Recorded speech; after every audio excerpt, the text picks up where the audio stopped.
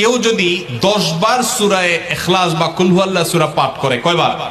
10 বার, রাতে দিনে যে কোনো সময় 10 বার যদি কেউ কুল হুয়াল্লাহ সূরা পাঠ করে, আল্লাহ নবী সাল্লাল্লাহু আলাইহি সাল্লামের হাদিসে ওয়াদা রয়েছে, আল্লাহ তাআলা ওই ব্যক্তির জন্য জান্নাতে একটা বিশাল প্রাসাদ নির্মাণ করবে।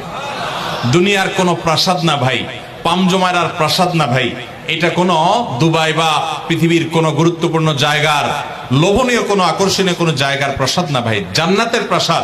দুনিয়ার প্রাসাদ রেখে চলে যেতে হবে, জান্নাতের প্রাসাদ যে একবার পেয়ে যাবে অনন্ত অসীমকাল পর্যন্ত আর তার সেখান থেকে বের হতে হবে না, তার থেকে ছুটবে না। আল্লাহ আমাদের সবাইকে ফজিলত অর্জন করার তৌফিক দান করুন, আমিন। কেউ যদি 10 বার সূরা ইখলাস বা কুল হুয়াল্লাহ সূরা পাঠ করে, কয়বার? 10 বার, রাতে দিনে যে কোনো সময় 10 বার যদি কেউ কুল হুয়াল্লাহ সূরা পাঠ করে, আল্লাহ নবী সাল্লাল্লাহু আলাইহি সাল্লামের হাদিসে ওয়াদা রয়েছে, আল্লাহ তাআলা ওই ব্যক্তির জন্য জান্নাতে একটা বিশাল প্রাসাদ নির্মাণ করবে।